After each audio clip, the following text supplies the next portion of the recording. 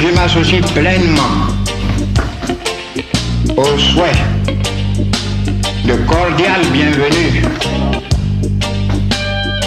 au remerciement chaleureux et fraternel qui vous adressez en notre nom à tous.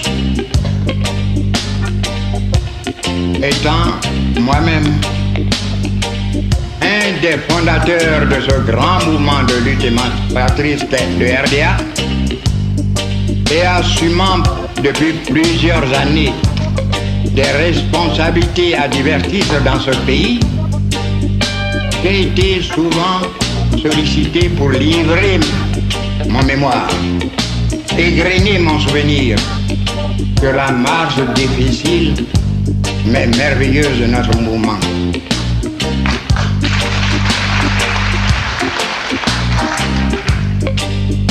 Avec humour, alors que l'humour n'est pas français. Je vous ai toujours répondu en souriant. Il y a deux grands personnages au monde qui n'ont jamais écrit, qui ne diraient même pas un mot, mais une seule lettre, mais qui sont cependant les plus lus dans le monde, Mahomet et Jésus-Christ. Et vous m'avez dit qu'ils ont fait écrire par leurs disciples. Mais vous êtes aujourd'hui ici rassemblés, jeunes et vieux, disciples de mon action.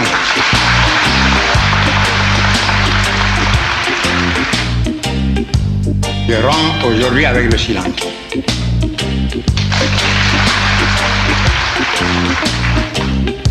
Je vais vous apporter ma modeste contribution dans l'effort admirable que chercheurs et historiens ivoiriens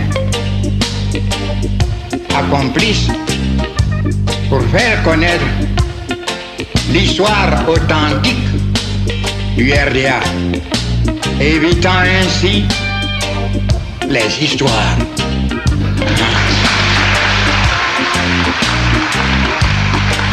Que ceux qui ont brillé par leur absence, c'est le moins dire, veulent débuter pour masquer leur carence.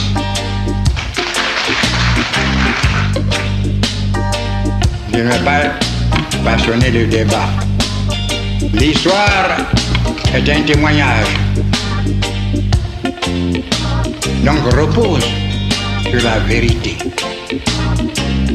Et la vérité, vous le savez, est très belle quand elle est nue, quand elle n'a pas à publier de ce vieux tissu déchiré qui masque sa divine beauté.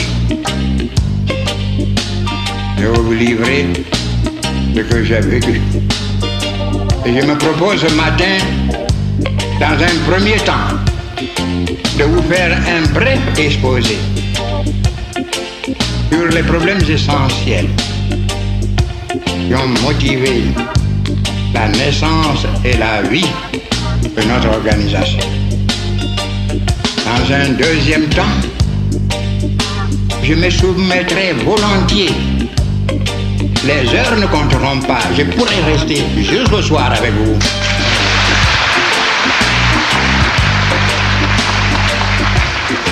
Pour répondre aux questions que vous voudrez bien me poser.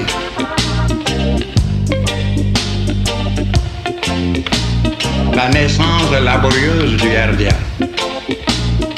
Elle est peu connue. Je voudrais, avec un petit recul en arrière, pour faire comprendre pourquoi nous avons créé le RDA. En 1945, beaucoup de chercheurs n'étaient pas nés.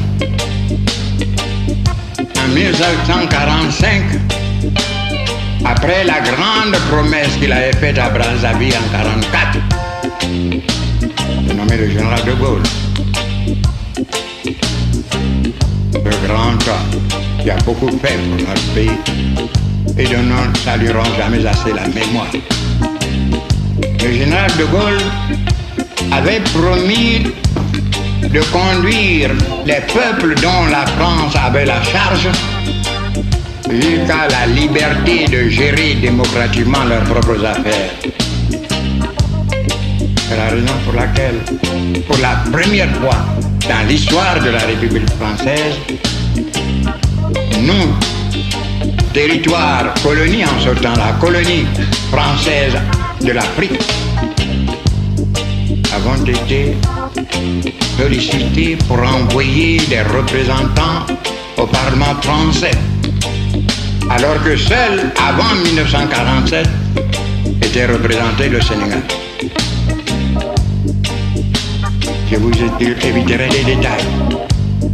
La lutte est difficile que nous avons dû mener pour nous faire élire librement par nos chers compatriotes. Ce que vous devez savoir, c'est que les candidats suscités par la colonisation, appuyés par la colonisation, ont tous été battus dans tous les territoires africains. On avait trié sur le volet la liste de ceux qui pouvaient voter. Les chefs de canton, les fonctionnaires, les quelques employés de commerce, les anciens combattants. On a cru qu'on pouvait influencer cela. Mais dans un sursaut de conscience, ils ont dit non. Ils ont voté pour les véritables défenseurs de l'Afrique. Nous voici à Paris, sur le bord de la Seine. Une poignée de jeunes gens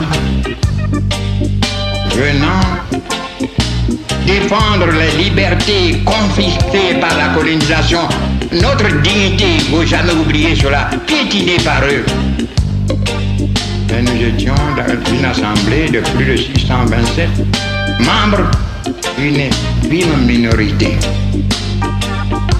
Force nous est de rechercher des alliances. Or, en 1945, et De Gaulle était encore au pouvoir, il y avait 3 formations politiques qui se répartissaient, qui se partageaient les responsabilités du pouvoir, à savoir le Parti socialiste, le MRP et le Parti communiste. Notre doyen d'âge, notre cher doyen, Lamine Gueye, l'élu du Sénégal, nous avait proposé de nous apparenter tous à son parti, la SFIO dont il était depuis longtemps membre, la section française de l'Internationale ouvrière, devenue aujourd'hui le Parti socialiste. C'est moi le plus jeune, représentant la Benjamine des colonies françaises de l'Est à Ouest. J'avais demandé à Lamine de ne pas insister. Nous avons besoin des voix concertées et massives de ces 3 formations au pouvoir.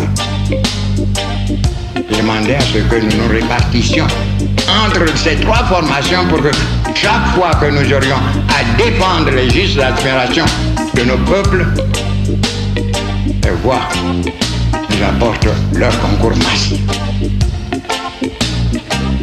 Mes amis ont accepté, mais tous immédiatement se sont empressés. Qui de s'inscrire au Parti socialiste, qui au MRP. Il me restait moi seul.